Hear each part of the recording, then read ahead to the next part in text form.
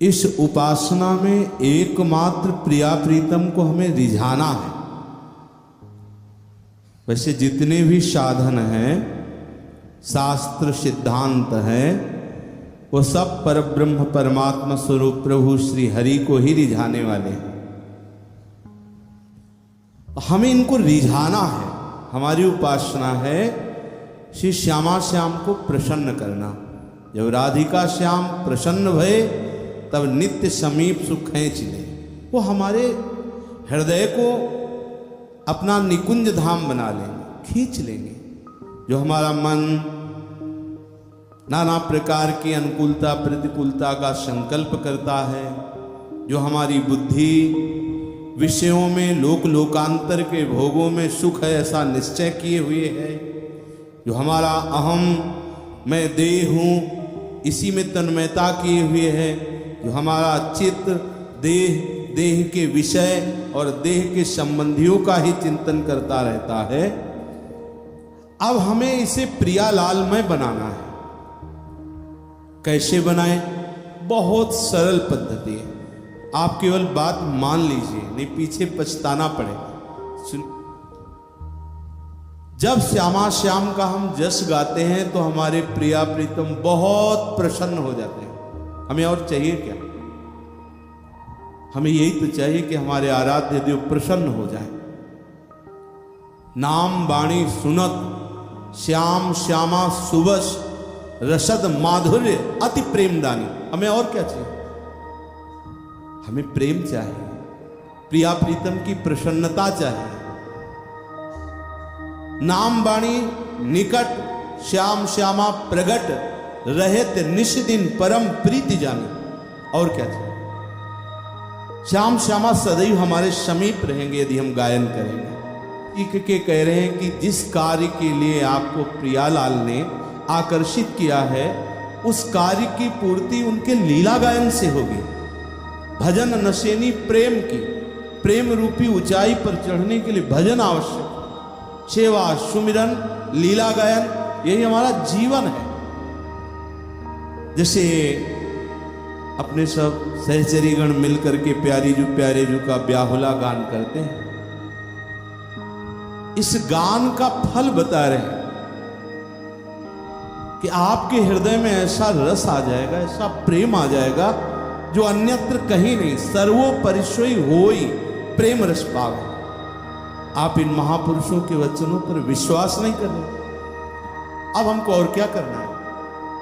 कभी नाम मंत्र चल रहा है, कभी हम वाणी जी गुनगुना रहे हैं। तो सबसे प्रार्थना है, प्रातःकालीन श्रृंगार के समय भी यही निवेदन कर रहे थे कि आप लोग हम पर कृपा करो, अपने ऊपर कृपा करो। हम पर कृपा ये कि जो हम बार बार आपको सुना रहे हैं वो हमें सार्थक दिखना चाहिए, आपके आचरण में वो आना चाहिए। और अपने ऊपर ये कृपा अनंत जन्मों से भटक रहे हो।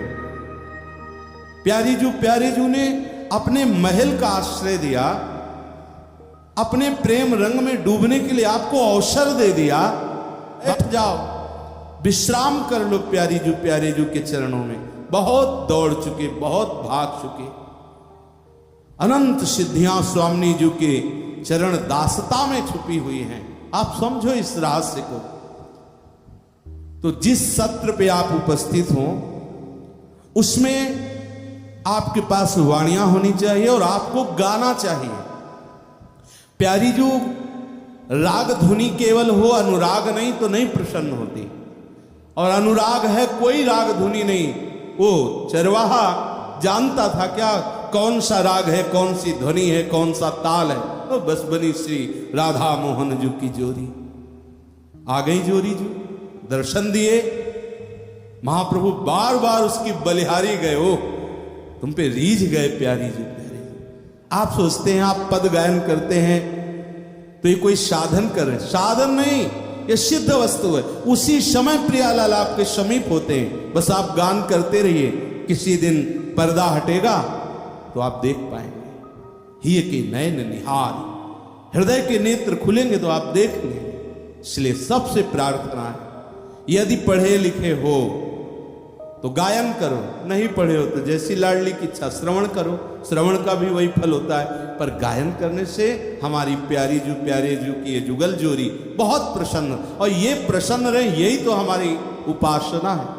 ये प्रसन्न हो गए तो हमारे लिए दुर्लभ क्या रह गया। ऐसी ऐसी ऊंची स्थितियां वाणी जी की कृपा से प्राप्त होती। श्रीपाद प्रबोधानंद जी जब आए तो यमुना स्नान किया और देखा एक पद्मासन लगाए हुए महापुरुष बैठे हुए, पर कभी उनके आंसू गिर रहे, कभी मुस्कुराहट आ रही, बड़ी भावभंगियां प्रकट हो रही। उन्होंने विचार किया, बड़े ज्ञानी महात्मा थे, कि आज तक हमने ऐसी समाधि नहीं देखी। संप्रज्ञात समाधि, असंप्रज्ञात विचक्षणा समाधि, इन सबका उनको ज्ञान था जो बहुत ही कठिनता से प्राप्त होती। लेकिन ये कौन सी समाधि है जिसमें कभी अशुभ प्रवाह हो रहा, बाहर की शुद्ध नहीं, आसन में बैठे हुए हैं, कभी अश्रु प्रवाह, कभी मुस्कुराहट, कभी रोमांच, कभी कंपायमान। जब उनकी बाह्य चेतना जागृत हुई तो उनसे परिचय पूछा, तो उनका महाप्रभु हरिवंश चंद्र जो हमारे गुरु हैं और हमारा नाम परमानंद दास है, उन्हीं की कृपा कटाक्ष से निकुंज विहारिणी श्री श्यामाजू की अद्भुत अद्भुत लीलाएं हृदय में स्फुरित हो जाती हैं, जो स्वाभाविक सहज समाधि लगी होती है। इसी के लिए स्वामी श्री हरिदास जी महाराज भी कहते हैं, आओ समाधि भीतर, चित्त न डुला, ये चित्त को चंचल मत करो, अन्य आश्रय मत लो, आओ समाधि भीतर। जिस समय प्यारी जू की रूप माधुरी की एक झलक आ जाएगी, जन्म जन्म की बहिर्मुखता नष्ट हो जाएगी। हमें इनकी कृपा कटाक्ष चाहिए।